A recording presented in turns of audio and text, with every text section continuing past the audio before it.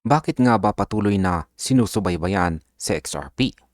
Si XRP po kasi ay kilala sa kanyang tibay at kakayahang makabangon kahit maraming beses nang hinusgahan na siya ay patay na. Kahit noon, marami po ang nagduda sa kanya. Pinapakita pa rin ni XRP na mali ang mga skeptics. Ang kanyang mahabang kasaysayan ng pagbabalik ay dahilan kung bakit marami pa rin ang naniniwala sa kanyang potensyal. Sa bawat setback, lumalakas po si XRP at patuloy na kumikilala ang mundo sa kanyang kakayahan.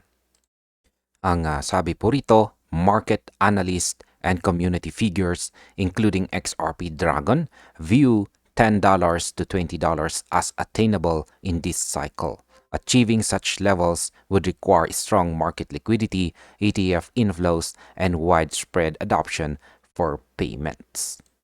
Ayan, marami pong analyst kasama si XRP Dragon ang naniniwala na ang $10 to $20 ay possible sa cycle na ito. Para maabot po ito, kailangan ng malakas na market liquidity, ETF inflows at malawak po na adoption para sa payments.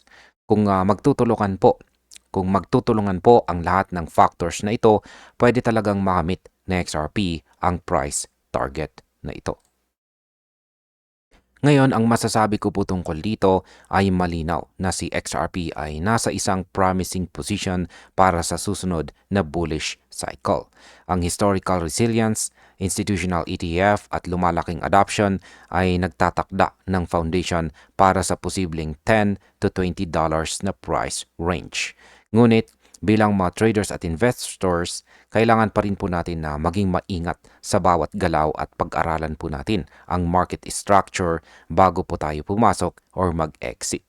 Kung susundin po natin ang mga indicators at sentiments, makikita natin na ang journey po or paglalakbay ng XRP ay patuloy na nasa exciting at puno ng opportunity.